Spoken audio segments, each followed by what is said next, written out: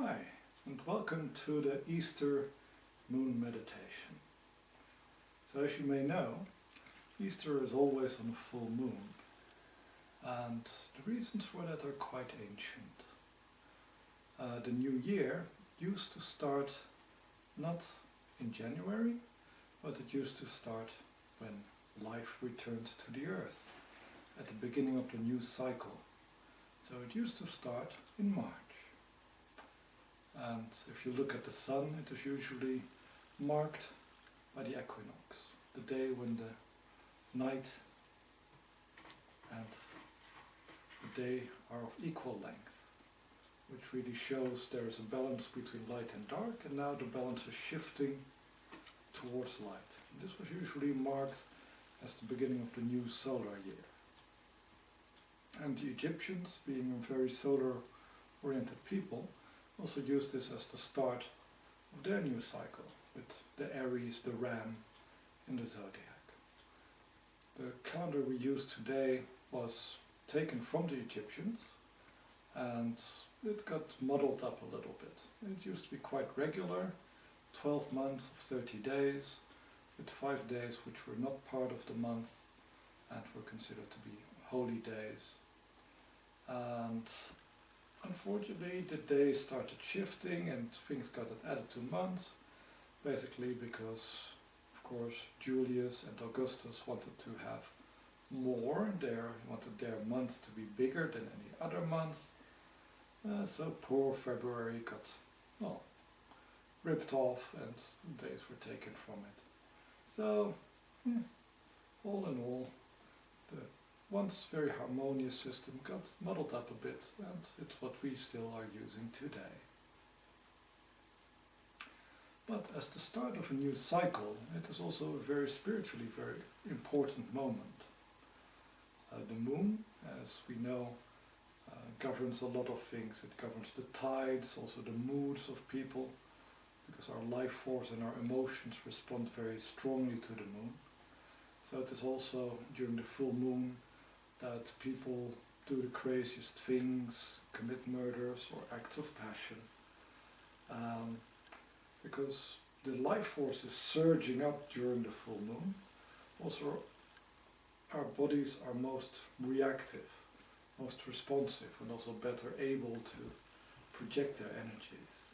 So it's also an ideal time for traveling, for astral traveling, because the energy body is very strong, the life force is very strong. We can leave our bodies and have very clear dreams, or even travel and meet each other astrally. It's basically out of this tradition of astral travel that also the stories come from witches and wizards flying around on their brooms in the full moon, because indeed their spirits are leaving their bodies and going to other places. Well, popular tradition has it, of course, that witches have a Sabbath and meet Satan during the full moon. And more or less this is true, because people do go out of their bodies and they can meet in their choirs, in their egregores. Choirs and egregores are places for people who follow a similar ideal to get together and to coordinate and to work together. And of course, the start of a new cycle is a very important time to lay plans for what to do in the upcoming year. So it is a traditional time for spiritual people all over the world, not just in Europe, to connect to each other, find like-minded spirits, and see how they can help each other out. So this is the truth of the Witches' Sabbath during the full moon of the Easter. Of course, when things became more Christianized, they started to use more stories, so that the 3 days that Christ is dead is the time which is used by all the powers of evil in the world to feast and to manifest themselves and to plan all the evil and wickedness which would happen in the world, because of course any idealistic group which was not theirs is considered to be evil and wicked. And unfortunately, I have to start to agree with them a little bit, because the world is in kind of a dark phase in its cycles.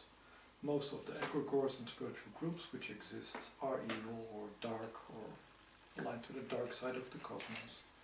So much more now than during the Middle Ages, these Christian stories tend to be true. However, it is not very necessary to be afraid of them at times of the full moon, because then they're actually just going to meet up, and they're not usually immediately going to manifest their wickedness or their evilness upon the poor Christian souls, or turn your milk sour, or other weird things.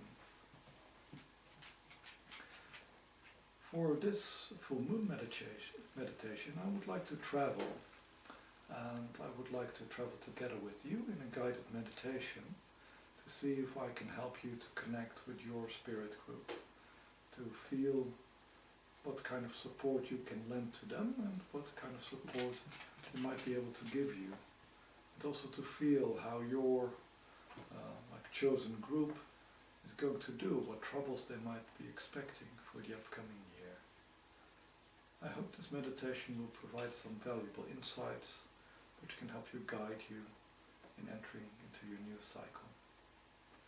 It's a very fertile time. Nature is very fertile. All animals are starting to create offspring which can benefit from the power of the upcoming summer and the fruits which we will gather in the fall. And so also I hope that for you this will be a very fruitful time to have new initiatives, new ideas as the result of your equinox ritual. And combined with the power of the moon, these two can make a very potent combination to help you have a good year.